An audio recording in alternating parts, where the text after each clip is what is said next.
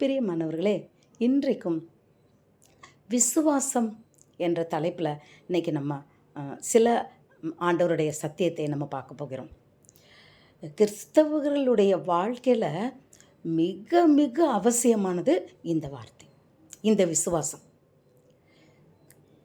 நாங்கள் ஆண்டவர் விசுவாசிக்கத்தானே செய்கிறோன்னு சொல்கிறது வேற. விசுவாசம் அப்படின்றது வேற, நம்பிக்கை அப்படின்றது வேற. நம்பிக்கைக்கும் விசுவாசத்துக்கும் என்ன வித்தியாசம்? காலையில் ஒரு பையன் ஸ்கூலுக்கு போகிறான், சாயந்தரம் அவன் திரும்பி வந்துடுவான் அப்படின்றது நம்பிக்கை, கட்டாயம் வருவான். விசுவாசன்றது என்ன? வீட்டை விட்டு ஒரு பிள்ளை தொலைஞ்சு போயிட்டான்னே வச்சுக்கிங்க, ஒரு வருஷமாக வரல, அப்போ எங்கே தேடியும் காணலை, ஆனால் இல்லை என் பையன் கட்டாயம் வந்துடுவான் அப்படி காத்திருக்கிறாங்கல்ல, அதுக்கு பேர் தான் விசுவாசம். அதாவது காணப்படாதவைகளின் நிச்சயம்தான் விசுவாசம். நடக்கும்ன்றதை நம்புறது நம்பிக்கை. ஆனால் நடக்குமா நடக்காதா காணாத ஒன்று. எப்படி நம் தேவனிடத்தில் எப்படி நாம் எப்படி விசுவாசியாய் மாறணும்? நாம் யாருனாலும் இயேசு கிறிஸ்துவை நம்ம கண்ணால் பார்த்துருக்கோமா? அவர் கல்வாரி அன்பை நம்ம உணர்ந்து இருக்கிறோம், ஆனால் அதை நம்ம கண்ணால் பார்த்துருக்குறோமா? இல்லை. ஆனாலும் நம் தேவனுடைய அந்த பரிசுத்த இரத்தமானது நம் பாவங்களை கழுவி நம்மை சுத்திகரிக்கும்ன்ற அந்த ஒரு நம்பிக்கையை கொண்டிருந்து நாம் விசுவாசியாய் நாம் மாறி இருக்கிறோம். நம்ம பார்க்கல, ஆனால் நம்புகிறோம். காணப்படாதவைகளின் நிச்சயம், அதுதான் விசுவாசம். இந்த விசுவாசமானது இருந்தால் மட்டும்தான் பிரியமானவர்களே, நாம் தேவனிடத்திலிருந்து அற்புதங்களையும் அதிசயங்களையும் பெற்றுக்கொள்ள முடியும். இது உண்மை. அநேகருக்கு ஏன் நிறையா நடக்கலை? அவங்களுக்குள்ள விசுவாசம் இல்லை. எங்களுக்கு விசுவாசம் இருக்குது. எப்படி? அந்த பெரும்பாடுள்ள ஸ்திரீ பாருங்க, 12 வருடம் பெரும்பாடுள்ள ஸ்திரீ, அவள் அந்த நேரத்தில் வீட்டை விட்டு வெளியே போக முடியாது. இயேசுநாதரை அவெல்லாம் பார்க்கவே முடியாது. அவர் பெரியவர், கூட்டமாக போய்கிட்டு இருக்கு. எந்த தைரியத்தில் அவள் வெளியே போனான்? எப்படினாலும் நான் போனால், நான் அவரை தொட்டேன்னா நான் சுகமாயிருவேன் அப்படின்னு சொல்லிட்டு என்ன பண்ணுறா? அவர் யாருன்னு தெரியாது, அவர் என்ன செய்வார்னு தெரியாது, ஆனால் அவர் நினச்சா பார்த்தீங்களா, அதுதான் விசுவாசம். சுகமாயிருவேன் அப்படின்னு நினச்சிட்டு அந்த கூட்டத்துக்குள்ளே போகிறான். ஆனால் அவளால் தொட முடியலை. அவரை தொட்டால் சுகமாவேன்னு நினைக்கிறான், ஆனால் அவரும் தூரத்தில் இருக்கிறாரு. அவரை சுற்றி ஜனங்கள் நெருக்கத்தில் இருக்கிறாங்க. சொல்கிறாங்களே, எள்ளு போட்டால் எள்ளு உதறாதுன்னு, அந்த மாதிரி அவரை சுற்றி போய்கிட்டு இருக்கிறாங்க. இவ்வளோ ஒரு பெண் அந்த கூட்டத்துக்குள்ளே, அதுலேயும் இந்த மாதிரி நேரத்தில் எப்படி அவளால் போக முடியும்?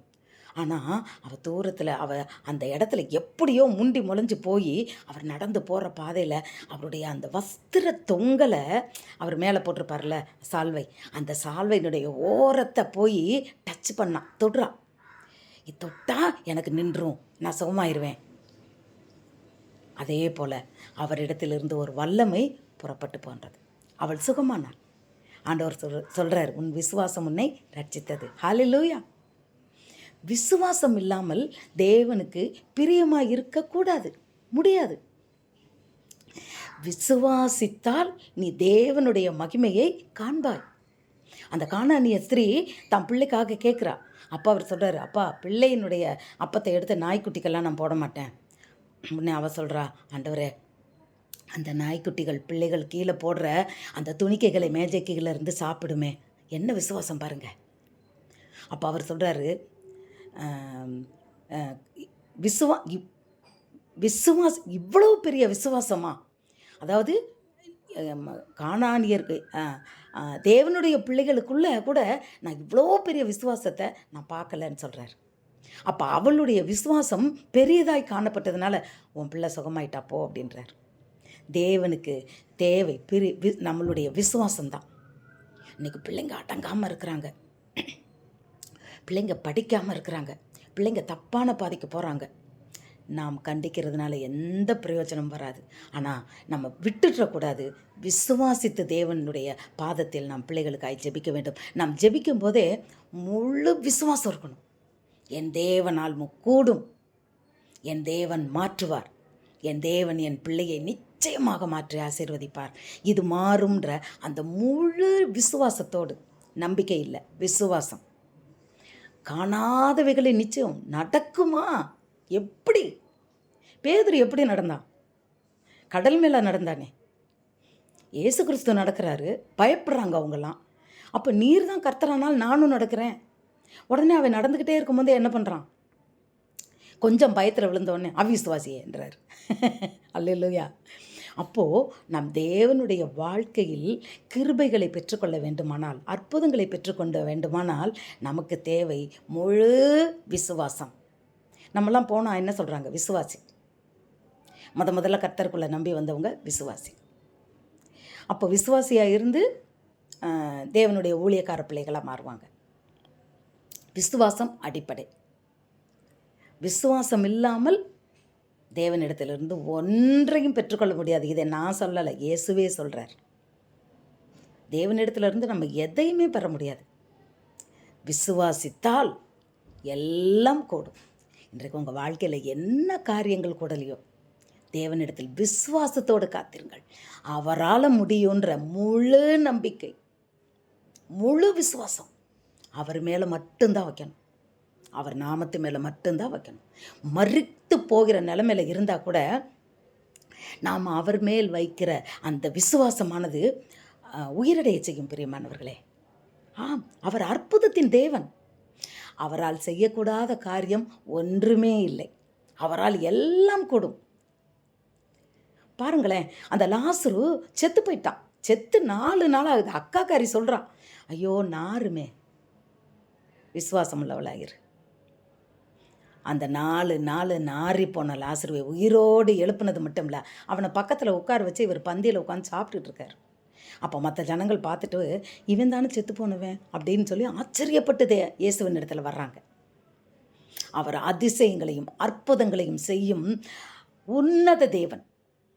அவர் நாமத்தை விசுவாசிக்கணும். விசுவாசித்தால் யாராக இருந்தாலும் அவர்களுக்கு நடக்கும்.